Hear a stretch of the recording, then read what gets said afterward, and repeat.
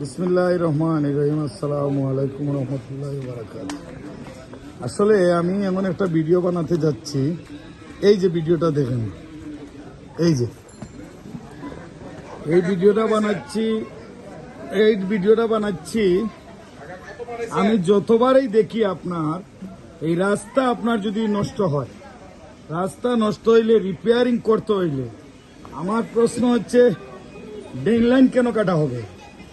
এই যে চায়নার হসপিটাল দিবে, এই ড্রেন লাইন যদি প্ল্যান করে 100 বছরের জন্য করা হতো, আসসালামু আলাইকুম ভাই, 100 বছরের জন্য যদি এই ড্রেন লাইনটা করা হইতো, তাহলে জয়বারই আমি দেখেছি এই শহরে এই যে আপনার রাস্তা রিপেয়ারিং করতে গিয়ে ড্রেন লাইন কাটতে হয়।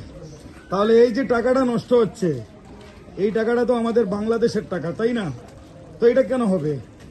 এই রাস্তা বানছে, যেমন দেখুন এই রাস্তা নষ্ট হয়েছে উপর সাইড নষ্ট হয়েছে দীর্ঘদিন যাবত। এখন আগেই আমি দেখেছি যতবার এই শহরে আপনার রাস্তাগুলা নষ্ট হলে আপনার নতুন করে আবার ড্রেন লাইন দিতে হয়।